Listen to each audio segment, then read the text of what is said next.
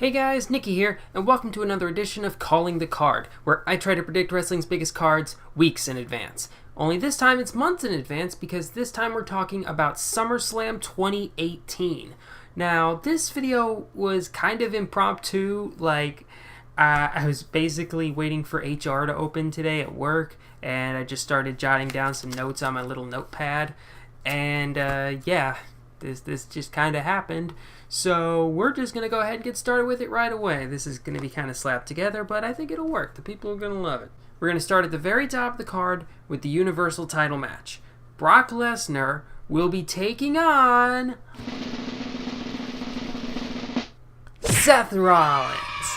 Seth has been on the run of his life the last couple of months. Ever since he's won the Intercontinental title, and even a little before that, he has just been on fire.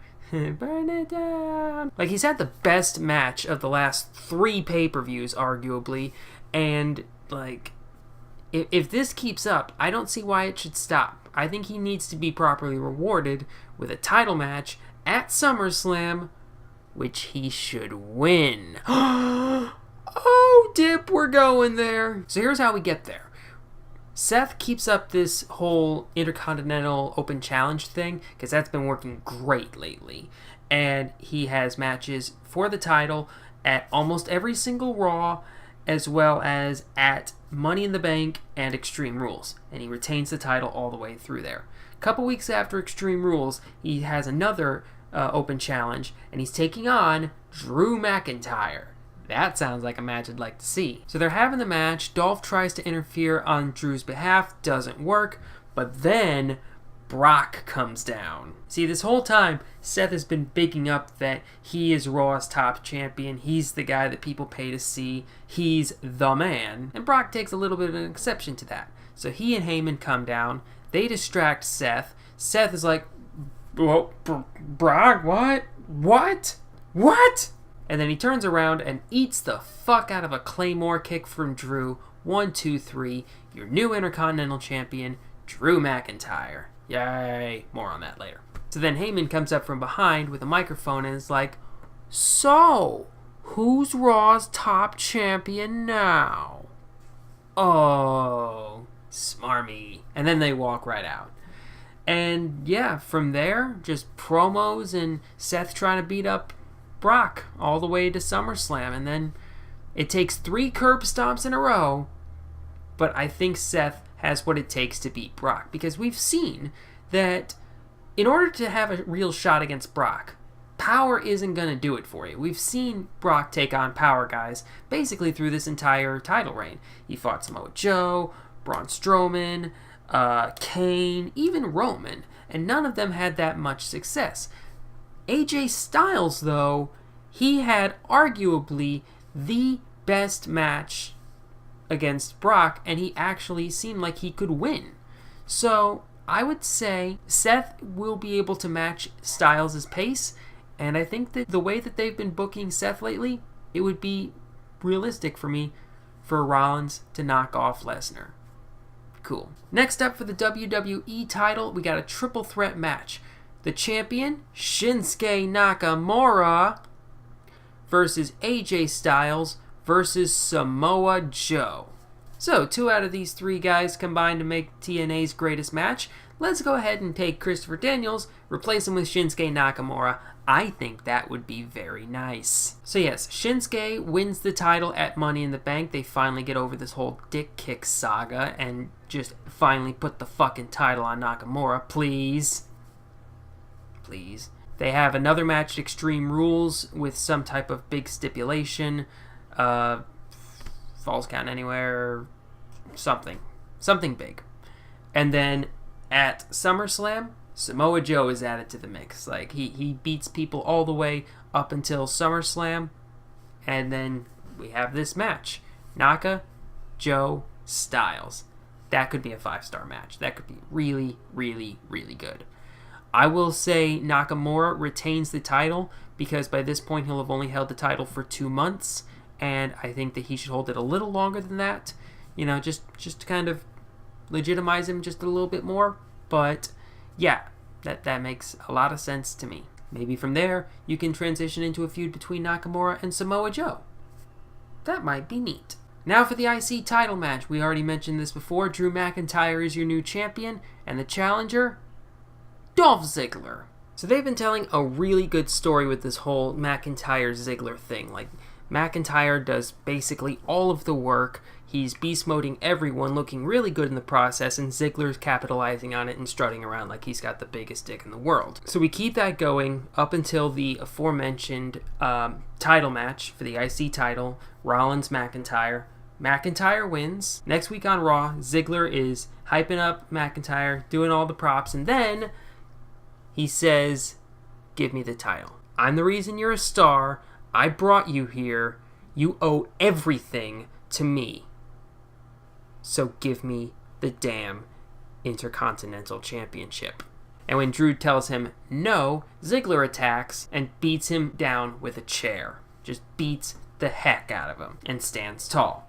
And then at the pay-per-view, oh, it's a bloodbath. Like, Ziggler gets destroyed by McIntyre. McIntyre turns face. It's a big thing. McIntyre is so cool. He's beaten the tar out of Ziggler, and obviously he will retain the IC title. Next up is the United States Championship. The champion at this point will be The Miz. He will win the title off of Jeff Hardy at some point. I don't know when, but seeing as how Miz beat Hardy for a spot in the Money in the Bank match, that could easily parlay into a feud, I guess, at Extreme Rules. Makes some sense, I guess.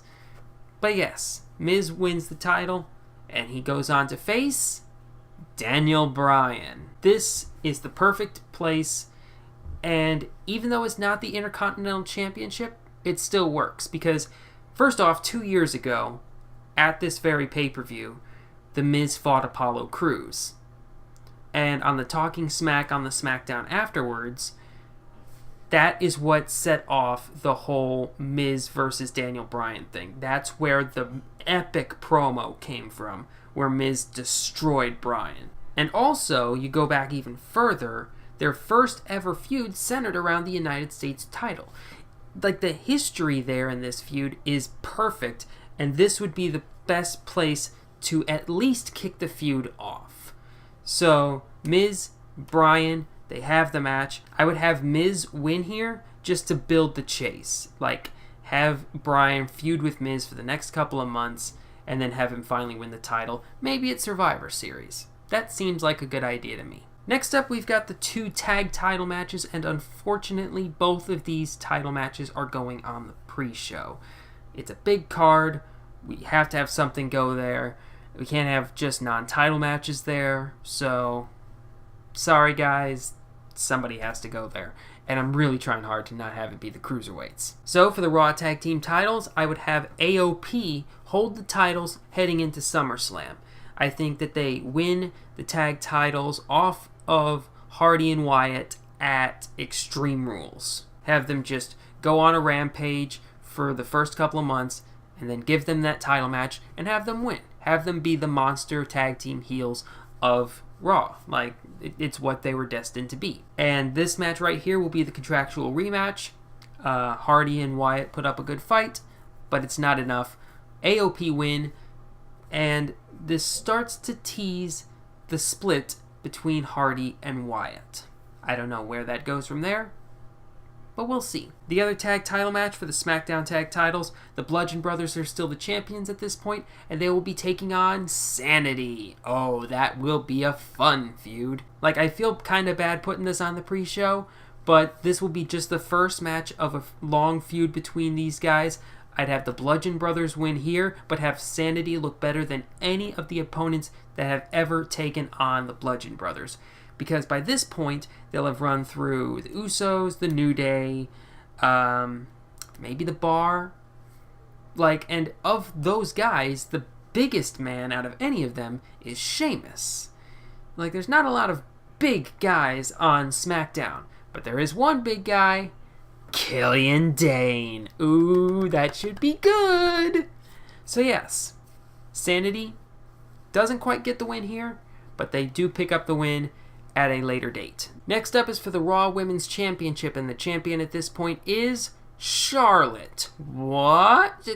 She's on SmackDown. How's this a thing? So right now they've already announced that Nia Jax will be defending her Raw Women's Championship against Ronda Rousey at Money in the Bank, which a little bit too soon, I feel, but those are the cards that we have been dealt. So, oh well. I would have Rousey win the title here because having her lose to Nia Jax is infuriating to me. Every time I think of it, I see red. It's just no. So I would have Rousey win the title.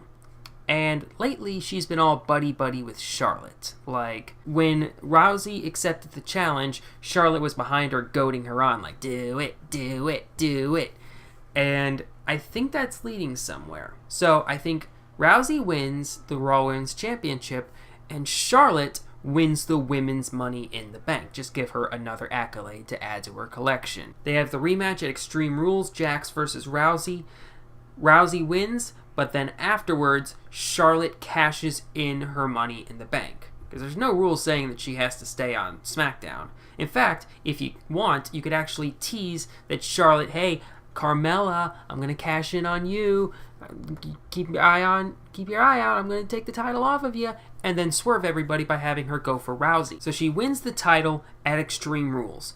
And then, oh man, the promos that she'll be able to cut. Like, I beat Asuka and Ronda Rousey. How can anyone not say that I'm the greatest woman in the history of professional wrestling? Yeah, she'll be insufferable. So for the match here, I would have Charlotte win. Yet again, we're building the chase.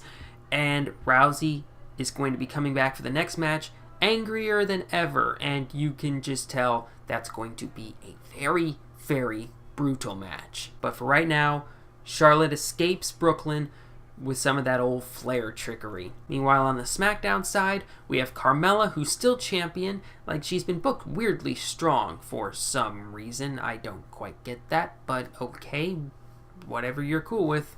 Carmella holds on to the title all the way till SummerSlam, where she is going to drop it to Asuka. Like, this needs to happen. Asuka is kind of lost in the shuffle, especially with Charlotte hanging around. That's part of the reason why I had Charlotte go back to Raw, just to kind of clear up SmackDown's women's division a little bit. And yeah, I would have Asuka just run over Carmella. Have it be her redemption for losing to Charlotte at WrestleMania. Finally picking up a main roster women's championship. And have her go back on another run. Just have her hold on to that title for another year. Just have Asuka be badass. Because if you go that long without losing, then you shouldn't lose that many more matches, right? Conceivably. So, yeah. Asuka wins and holds the SmackDown Women's title for a fucking year. And then drops it to Becky Lynch. Next up is the Cruiserweight Championship match, and in order to make sure that these guys make it onto the card, we are doing a big 7-man ladder match for the Cruiserweight Championship. And basically, anyone who's over, get in the freaking match, because we need as much star power as is humanly possible. So, we're looking at Cedric Alexander, Mustafa Ali, Buddy Murphy, Akira Tozawa, Drew Gulak, Kalisto, and Gentleman Jack Gallagher. Actually, let's make it 8. Throw in the Bryan Kendrick. Why not? So yes, an 8-man ladder match. Let the fun begin. Like, these guys will have all kinds of flippy-doos and ladder shots, and it'll just be great. Like, you put that many people in a ladder match, and it's going to be fun. I will bet you. Like, these guys have the skill to make it a spectacle. The winner, this might seem weird, especially given the type of match that we're doing, but I would have Gulak win the title. I think he plays it smart, stays off the ladders as much as humanly possible, and at the end, he's able to get up the ladder and win the belt. Gulak has been great for a long time. He's taken whatever they've given him and just ran with it. And Gulak finally winning the Cruiserweight title. That just sounds nice. So we've got 5 more matches, all non-title. Like, this is going to be a freaking loaded card. I think I have 11 matches for the main card. Oof. Hope we can get them all in. So first up, Roman Reigns. Hey, it's everyone's favorite. Why is everyone booing? This is not how it's supposed to go. So the Roman Reigns hate has reached critical mass at this point. Like, the crowds are just actively revolting against Roman. And they gotta pull the trigger soon. Like, there's been rumors that they've started to look at other people, maybe Braun Strowman, maybe Seth Rollins. Just find somebody else to basically be your face of the company, because it's not Roman, at least not yet. But you let him turn heel, and maybe in 6 months to a year, he can be that guy. We'll see. Also, there was an interview that Roman had not long ago where he said that the only person that he would be cool with turning heel on would be Daniel Bryan. Which, okay, maybe, yes, you would be the heel in that, but there's also, like you're not moving to SmackDown, and we're not bringing Bryan over to Raw. Like, that would make no sense. So, we're stuck with what we have right now. Sorry, Roman. But I think something else works just as well. And I think Roman turning heel on Dean Ambrose, that I think will work out for all involved. So, the Raw after Extreme Rules, Dean Ambrose returns from his injury. I believe that he is on pace to come back. He's been rehabbing like a motherfucker. This would be the low end of the recovery time, but WWE does tend to inflate it just a little bit, so I think that by Extreme Rules, he can be ready for a match at SummerSlam. Have SummerSlam be his first match back. So Dean comes back. He's talking to the crowd. Hello, Cincinnati. What's up? You know, being his regular cool guy thing, the crowd will be going berserk for him. And then Roman comes out, the most popular kid in school. And the crowd is just, they're just shitting all over him, because it's just like, I see what they're doing. They're trying to attach Roman to Dean again to get him popular. Ugh. And at first, Roman is, he's happy for Dean. He's like, man, good to see you back. You look great. Like, crowd is just going nuts. Like, as the conversation goes on, you start to see the joy leave his face. And then eventually, he's just had enough. Like, he's jealous that Dean can go away for 6 months and come back more popular than ever, whereas Roman has been here for all 6 months. In fact, he's been here for 4 freaking years, and he's got nothing but vitriol. Damn them. Damn that crowd. Those guys are assholes. So yes, he turns heel. He spears the holy shit out of Dean Ambrose, and let the feud commence. Like, these guys can feud all the way up until, like, the Royal Rumble, I would say. Just let this feud have time to breathe. And for right now, I would have Roman win just to make that heel turn cemented. I know that would be Dean's first match back and it'd be a loss, but like, we're building a story here and it's going to be great.